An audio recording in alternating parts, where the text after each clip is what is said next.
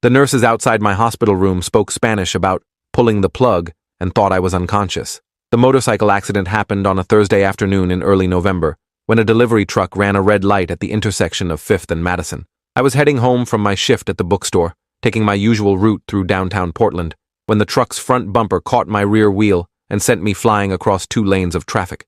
My helmet cracked against the pavement hard enough to split it down the middle, and the last thing I remember before everything went dark was the sound of tires squealing and someone screaming. The next thing I knew, I was waking up in what felt like a fog, unable to move or open my eyes but vaguely aware of voices around me and the steady beeping of machines. My name is Daniel Ortega, and I spent 11 days in what doctors called a minimally conscious state, while hospital staff discussed ending my life in Spanish right outside my room, completely unaware that I understood every single word they were saying. The first few days after the accident were a complete blank, just darkness and occasional flashes of sensation that might have been real or might have been dreams. According to the medical records I read later, I was brought into Providence Memorial Hospital with severe head trauma, 3 broken ribs, a fractured collarbone, and internal bleeding that required emergency surgery. The neurosurgeon, Dr. Whitmore, induced a medical coma to reduce brain swelling and give my body time to stabilize. For 72 hours I was completely hooked up to a ventilator and surrounded by machines monitoring every function. My father flew in from San Diego the day after the accident and barely left my bedside, while my younger sister Lucia drove up from Eugene and spent hours reading to me even though I couldn't respond. They were told the first week would be critical, that my brain activity was present but minimal, and that there was no way to know if I'd wake up or what condition I'd be in if I did. On day 4, they started reducing the sedation to see if I'd regain consciousness on my own. That's when things got complicated, because I didn't wake up the way they expected. I could hear sounds and feel sensations, but I couldn't open my eyes or move any part of my body. It was like being trapped inside a broken machine, aware of everything happening around me, but unable to signal that I was actually there. The medical term for it is locked-in syndrome, though the doctors didn't realize that's what was happening at first. They assumed I was still deeply unconscious based on my lack of response to stimuli, even though inside my head I was screaming at them to notice I was awake. The first clear memory I have after the accident was hearing my father's voice close to my ear, speaking in English about how strong I was and how I needed to fight. His hand was holding mine, squeezing gently, and I tried with everything I had to squeeze back, but my fingers wouldn't respond to the commands my brain was sending. Dr. Whitmore came by that evening to check on me and explained to my father that my Glasgow Coma Scale score was still very low, indicating minimal brain function. He said the next few days would show whether the swelling had caused permanent damage or if I might gradually improve. I wanted to scream that I could hear him, that I understood every word, but my body remained completely unresponsive. After he left, I heard my father crying quietly beside my bed, and the sound of his grief was worse than any physical pain from my injuries. Lucia arrived shortly after and started reading from 100 Years of Solitude in Spanish, the way our grandmother used to read to us when we were kids. Her voice was soothing and familiar, and I focused on the words, trying to use them as an anchor to stay present instead of drifting back into the fog. She read for almost an hour before a nurse came in to check my vitals and told her visiting hours were ending soon. The nursing staff rotated in 3 shifts, and most of them were professional and kind when they came to turn me or adjust my IV or check the machines. But there were 2 nurses on the night shift who spoke Spanish to each other while they worked, clearly assuming that the unconscious white guy in the bed couldn't understand them. I heard them for the first time on my 5th night in the ICU, their voices carrying from the hallway outside my room as they discussed their patient assignments. One of them, whose voice was higher and younger sounding, complained about having to deal with the vegetable in room 412, that's what she called me, a vegetable. The other nurse, older with a raspier voice, laughed and said, "At least vegetables don't complain or ring the call button every 5 minutes." Their casual cruelty shocked me, but I couldn't do anything except lie there and listen as they continued their conversation just outside my door. The younger nurse, I later learned her name was Carmen from her badge when she leaned over me, came in to adjust my feeding tube and spoke to her colleague in rapid Spanish about how it was a waste of resources keeping people like me alive when the outcome was probably going to be death or permanent vegetation anyway. She said it matter-of-factly, like she was discussing the weather, while her hands efficiently checked the tube placement and recorded numbers on my chart. The older nurse, whose badge read loose, agreed and mentioned that the family was in denial about the prognosis, that they needed to accept he wasn't coming back and let nature take its course. I felt a surge of rage so intense that I tried again to move, to open my eyes, to do anything that would show them I was aware, but my body remained frozen. They finished their tasks and left, and I was alone with the knowledge that my night shift nurses had already written me off as a lost cause not worth saving. Over the next several days, I became more alert inside my paralyzed body, able to track time better and distinguish between different voices and sounds. My father visited every day, usually in the morning before he had to make work calls from the hospital cafeteria. Lucia came in the afternoons and continued reading to me in Spanish, switching between novels and news articles to keep the content varied. Dr. Whitmore stopped by twice daily to check my progress and adjust medications, always speaking to my family in careful, measured tones about realistic expectations and the possibility that I might never regain meaningful consciousness. Meanwhile, the nursing staff continued their routines, some treating me with dignity and care, others talking about me like I was already dead. Carmen and Luz worked the night shift from 11 p.m. to 7 a.m., and I came to dread their arrival each evening because I knew I'd have to listen to them discuss my case in Spanish with the casual callousness of people who'd become desensitized to suffering. On day 8, something changed in the medical team's approach to my care. I heard Dr. Whitmore talking to a colleague outside my room about the costs of long-term ICU care and the ethical considerations of continuing aggressive treatment for patients with poor prognoses. He mentioned that my insurance had already been billed over $200,000 and that the hospital ethics committee might need to get involved soon if I didn't show signs of improvement. His colleague, another doctor whose voice I didn't recognize, suggested that the family should be counseled about palliative care options and the possibility of withdrawing life support. The conversation was in English and carefully worded, but the message was clear. They were starting to give up on me. That night, Carmen and Luz were more explicit in their Spanish discussions outside my room. Carmen said she'd heard the doctors were going to recommend pulling the plug soon, and Luz responded that it was about time because keeping brain-dead patients on machines was just prolonging the inevitable and taking up beds that could go to people who actually had a chance. I felt panic rising in my chest, which was ironic because I couldn't even control my own breathing without the ventilator. They were talking about ending my life based on the assumption that I wasn't aware, that I couldn't hear or understand or feel anything. But I was there, trapped behind the prison of my own body, desperately trying to find a way to communicate that I was still present and fighting. Carmen came into my room to check my catheter, and I heard her tell Luz in Spanish that she gave it another week maximum before the family agreed to disconnect everything. She said families always held on too long, making the patient suffer needlessly when the merciful thing would be to let them go. Her hands were rough as she adjusted the tubing, and I wanted to scream at her that I could feel that I wasn't some inanimate object she could manhandle. She finished her task and left, making a comment in Spanish about how at least I didn't require much work, since I couldn't move or respond to anything. The next morning, my father arrived earlier than usual, and I could hear the exhaustion in his voice when he greeted the day shift nurse. He'd been sleeping in the hospital waiting room for over a week, leaving only to shower at a nearby hotel and make necessary phone calls. Lucia had gone back to Eugene temporarily to handle some work obligations, but called multiple times a day for updates. Dr. Whitmore came by during morning rounds and asked my father to step into the hallway for a private conversation.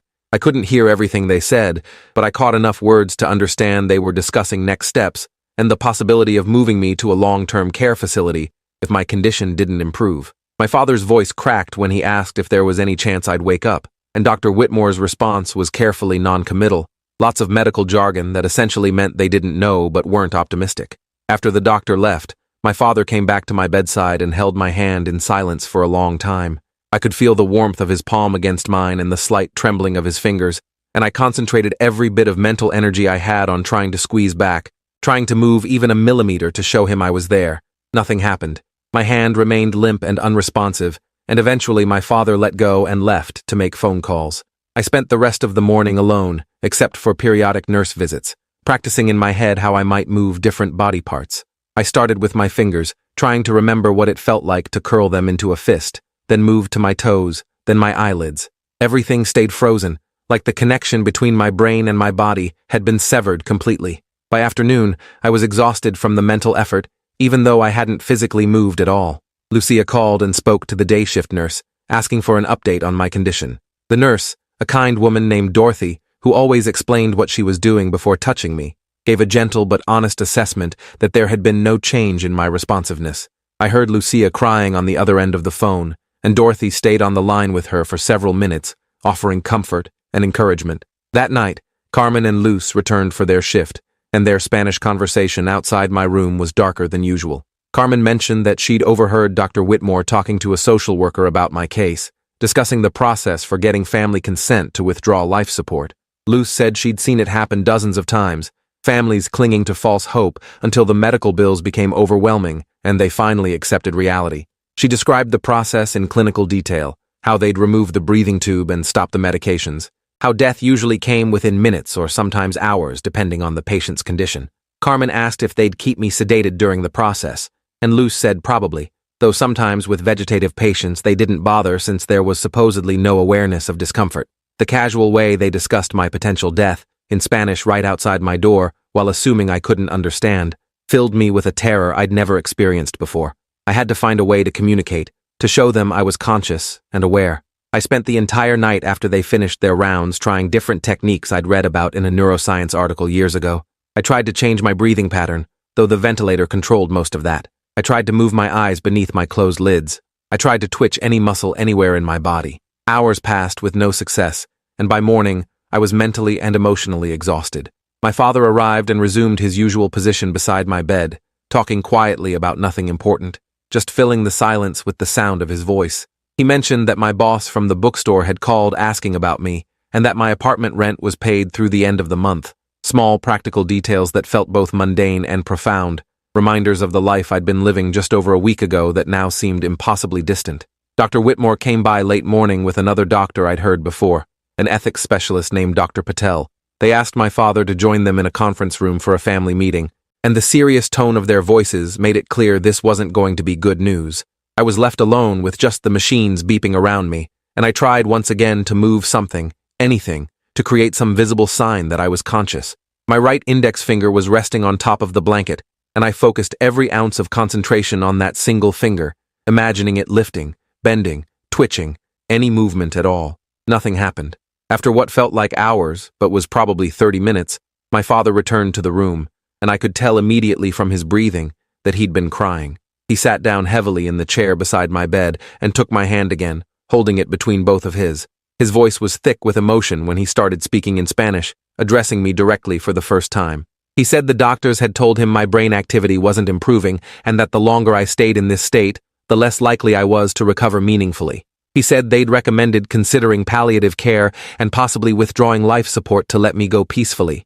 He was crying openly now, his tears falling on our joined hands, and he said he didn't know what to do, that he'd promised my mother before she died that he'd always take care of us kids, but he didn't know if keeping me on machines was taking care of me or just prolonging suffering. He begged me, if I could hear him at all, to give him a sign, any sign, that I was still in there fighting. His desperation and pain were overwhelming, and I strained with every fiber of my being to respond, to squeeze his hand or move my finger or open my eyes.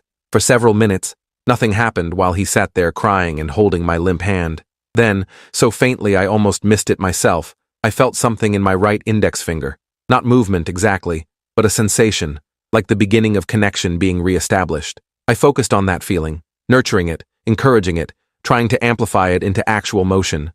My father was still talking, saying he loved me, and that he'd understand if I needed to let go, that I shouldn't fight for his sake if I was ready to rest. But I wasn't ready, and I wasn't giving up, and I pushed every bit of mental energy I had into that index finger. It moved, just barely, maybe half a centimeter, but it definitely moved against his palm. I felt it, and more importantly, I felt him feel it. His sharp intake of breath told me he'd noticed, and his voice changed immediately, becoming urgent and hopeful. He said my name, asked if I'd moved on purpose, begged me to do it again if I could. I tried, focusing on the same finger, and after several seconds of intense concentration, it twitched again, slightly more pronounced this time.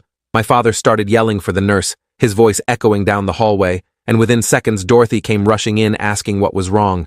He told her my finger had moved, that he'd felt it twice, and she moved to my bedside to check.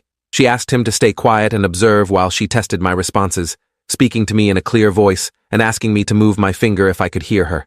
I concentrated hard and managed another small twitch. Dorothy's professional composure cracked slightly, and she said she'd seen it too, that she was going to page Dr. Whitmore immediately. She left quickly, and my father stayed beside me, holding my hand and talking nonstop in Spanish, encouraging me to keep trying, telling me I was going to be okay.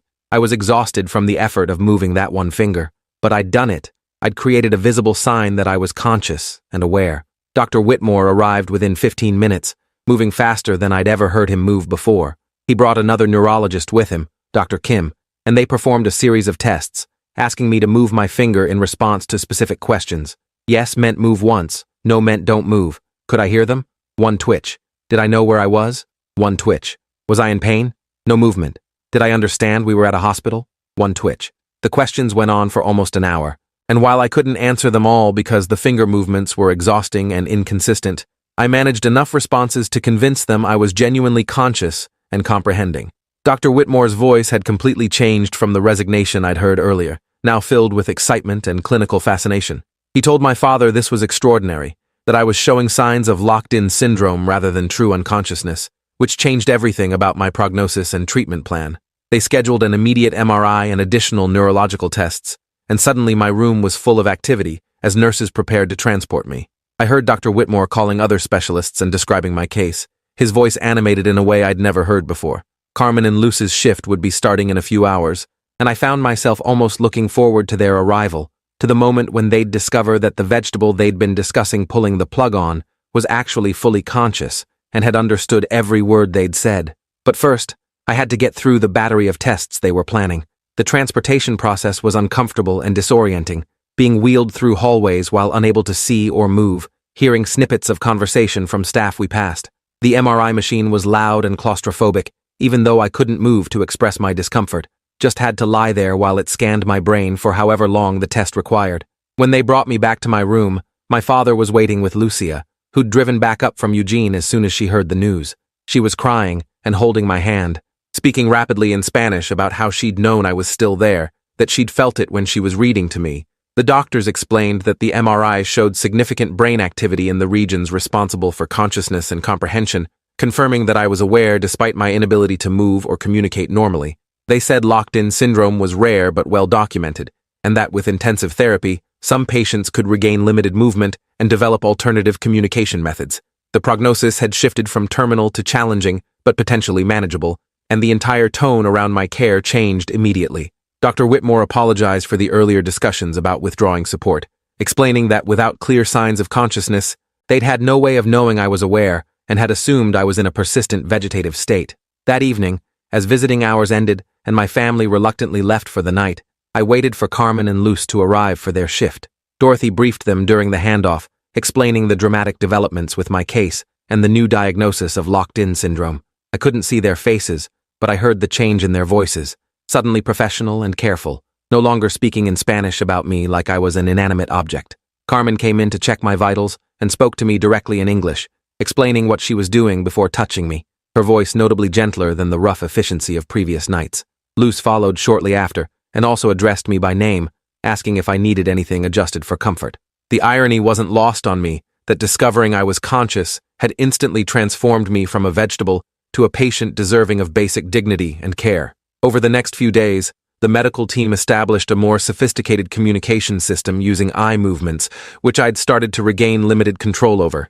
They set up a board with letters and common words, and I could slowly spell out messages by looking at different positions. It was exhausting and painfully slow, but it was communication, proof that I was a person with thoughts and needs, and not just a body being kept alive by machines.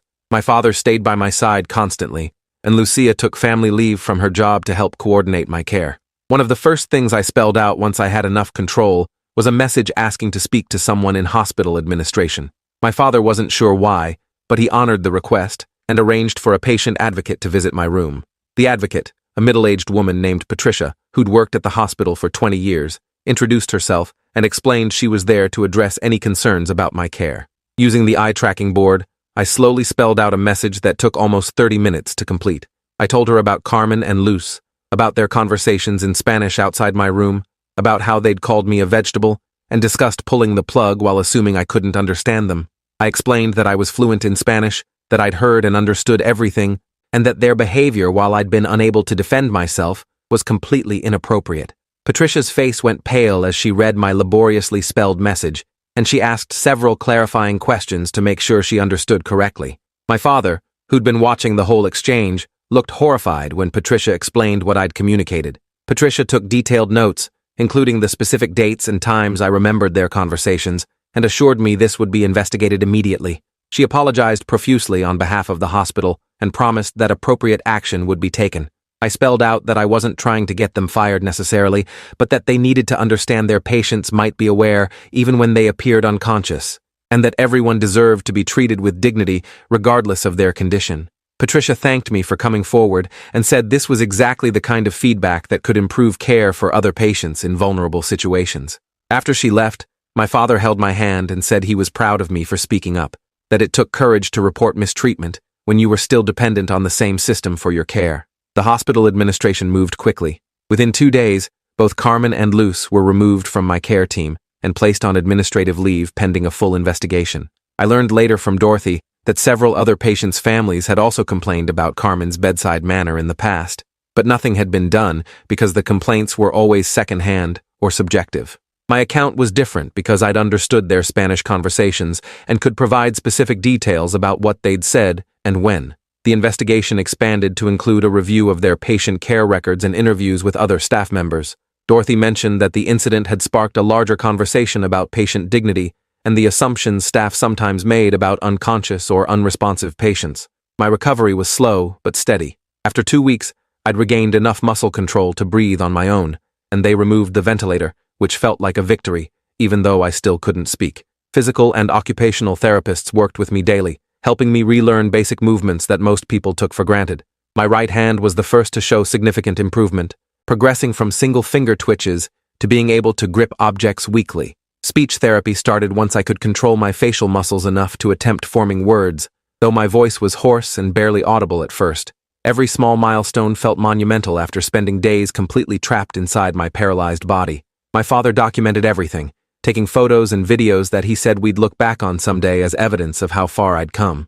3 weeks after the accident, I was transferred out of ICU to a regular hospital room, which felt like graduating to a new level of recovery. The room had a window with actual sunlight, and my family could visit during extended hours without the strict ICU restrictions. Lucia brought my laptop and set up a text-to-speech program that I could control with eye movements, giving me a much faster way to communicate than spelling things out letter by letter. The technology wasn't perfect, but being able to generate full sentences and have conversations at a semi-normal pace was incredibly freeing. I used it to thank the nurses who'd treated me with kindness, even when they thought I couldn't perceive it, and to chat with friends who visited and needed reassurance that I was still myself, despite the physical limitations. The hospital's investigation into Carmen and Luz concluded after 3 weeks. Patricia came to my room to update me on the outcome, explaining that both nurses had been terminated for violations of patient dignity and professional conduct standards. The specific Spanish conversations I'd reported had been corroborated by checking which patients they'd been assigned to on those nights and matching my timeline to their shift logs. Other staff members had also come forward during the investigation with their own concerns about the 2 nurses' attitudes toward certain patients. Patricia said the hospital was implementing new training programs for all staff about locked-in syndrome and the importance of maintaining professional behavior around all patients, regardless of their apparent consciousness level. She thanked me again for speaking up and said my experience would likely prevent similar situations with other vulnerable patients. I had mixed feelings about the outcome. Part of me felt guilty that 2 people had lost their jobs because of my report, but a larger part recognized that their behavior had been genuinely harmful and could have resulted in my death if I hadn't found a way to communicate. They'd discussed withdrawing my life support while I was fully conscious and aware, treating me like an inconvenient object rather than a human being.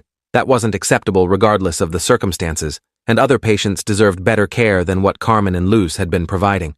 My father said I'd done the right thing, that accountability was important, especially in healthcare settings where patients were often powerless to advocate for themselves. Lucia agreed and pointed out that if Carmen and Luz had been comfortable saying those things about me, they'd probably said similar things about other patients who truly were unconscious and would never be able to report it. By the end of my 4th week in the hospital, I'd regained enough function to feed myself with assistance and to speak in short sentences, though my voice was still weak and my words sometimes slurred.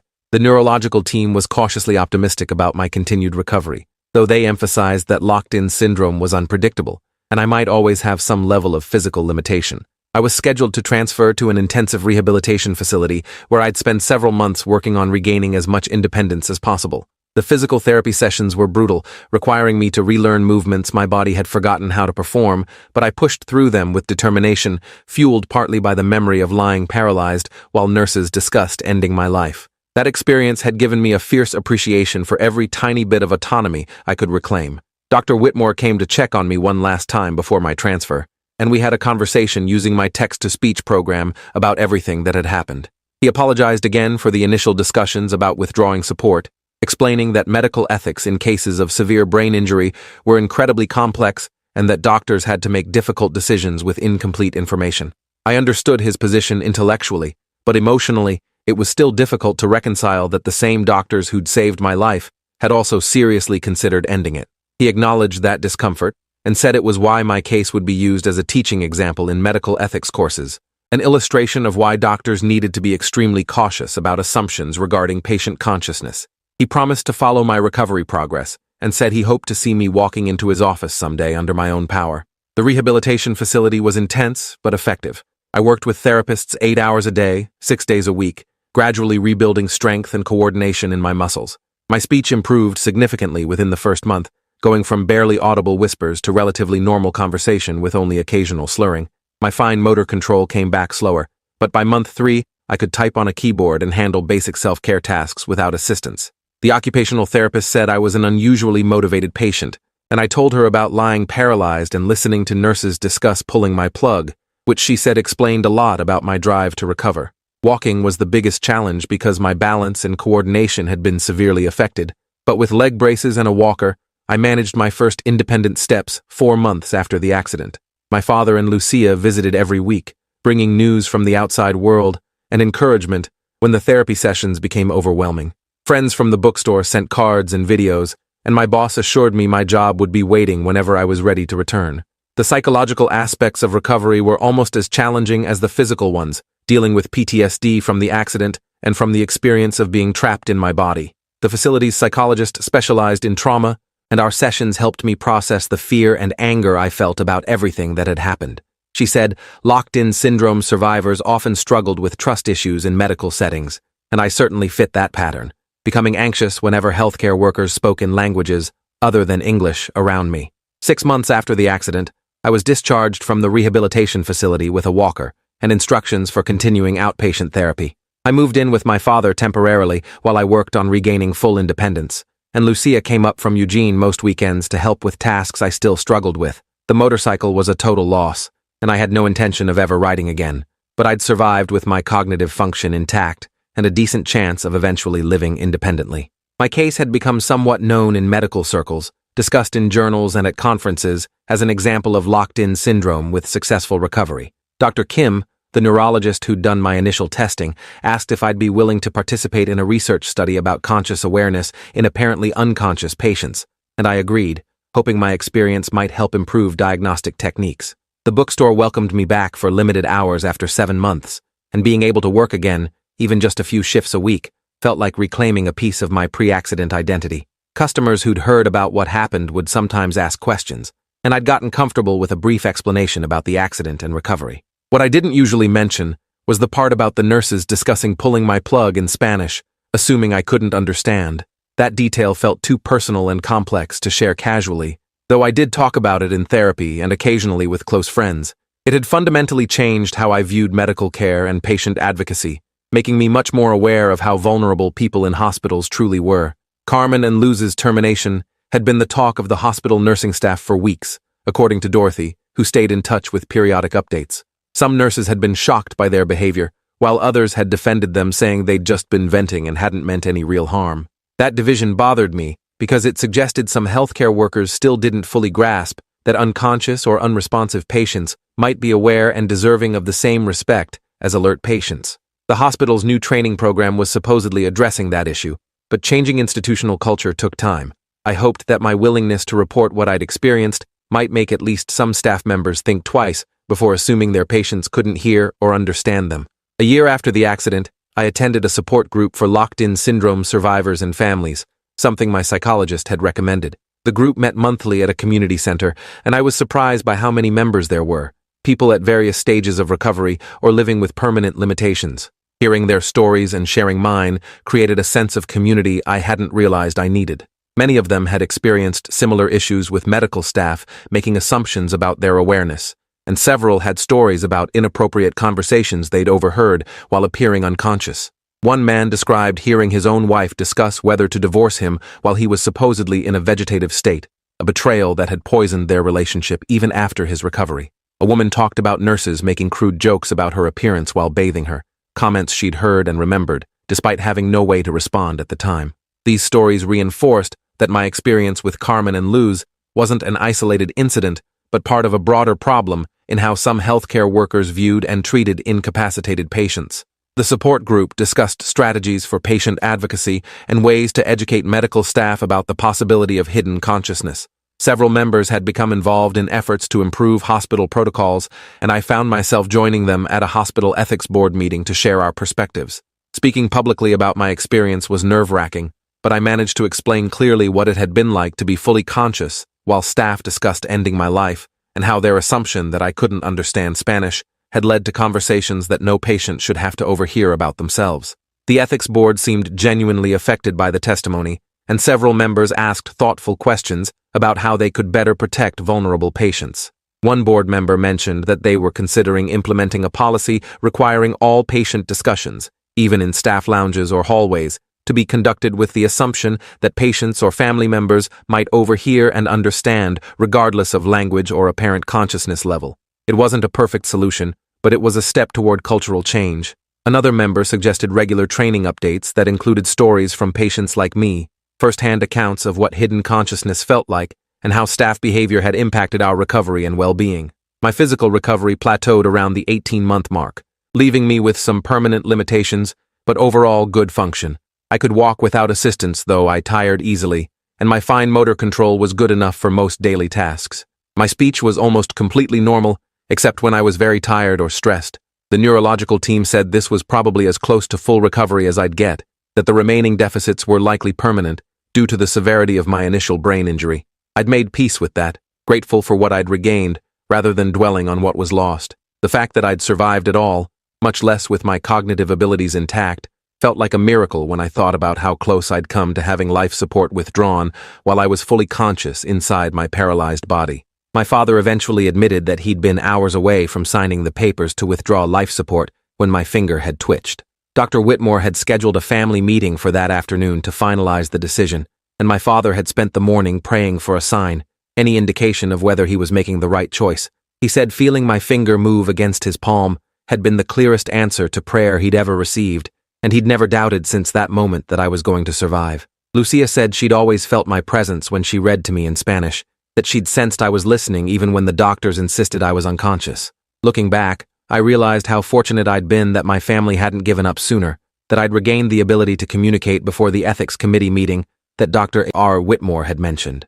The settlement from the motorcycle accident provided enough financial cushion that I didn't have to rush back to full-time work, giving me space to focus on recovery and advocacy work. I started speaking at nursing schools and medical conferences about patient dignity and the importance of never assuming unconsciousness means unawareness. The talks were emotionally draining but felt important, like taking something terrible that had happened and using it to potentially improve care for others.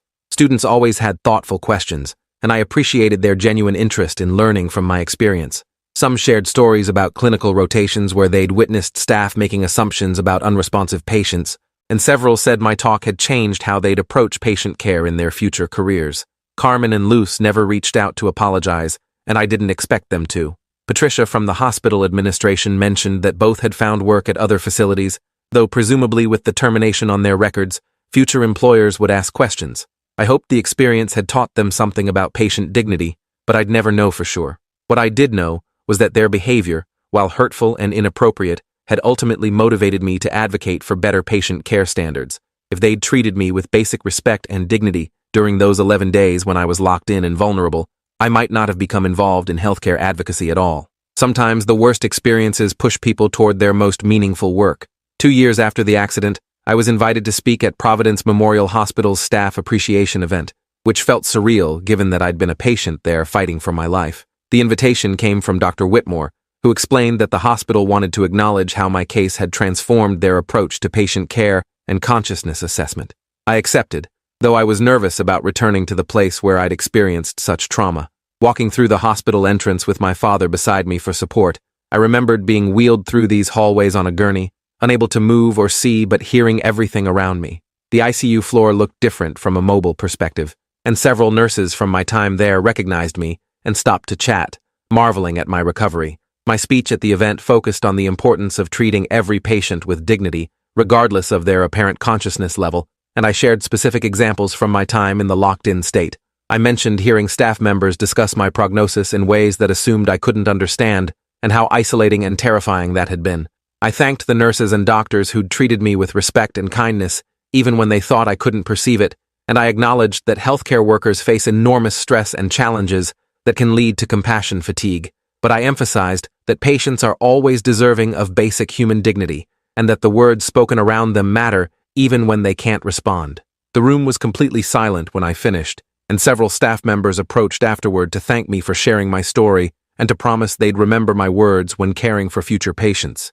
Dr. Whitmore pulled me aside before I left and mentioned that the hospital had implemented several policy changes directly because of my case. All staff now received annual training on locked-in syndrome and hidden consciousness.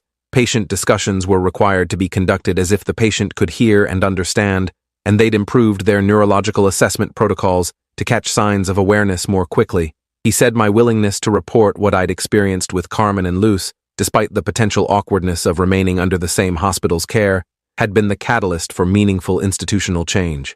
He hoped I felt proud of that legacy, because the policies I'd influenced would protect countless future patients in vulnerable situations. Looking back from the perspective of 2 years, the entire experience felt both distant and intensely present. I'd survived a traumatic accident, endured 11 days trapped in my own body, overheard medical staff discussing ending my life, found a way to communicate my awareness, reported serious misconduct despite being dependent on the same system, and spent months relearning basic functions most people never think about. The journey had been exhausting and terrifying and painful, but it had also given me purpose and perspective I'd never had before. I understood vulnerability in a way most people fortunately never would, and that understanding made me more empathetic to others facing medical challenges or depending on caregivers for basic needs. My story had a relatively happy ending, successful recovery and meaningful advocacy work, and policy changes that would help others. But I never forgot how easily it could have gone differently, how close I'd come to having my life support withdrawn while I was fully conscious and aware. That knowledge stayed with me, a reminder of how fragile the line between life and death could be, and how critical it was that healthcare workers maintained their compassion and professionalism even in the most challenging circumstances. The nurses outside my hospital room had spoken Spanish about pulling the plug, confident that I couldn't understand. They'd been wrong about that, and their mistake had ultimately led to positive changes in how vulnerable patients were treated.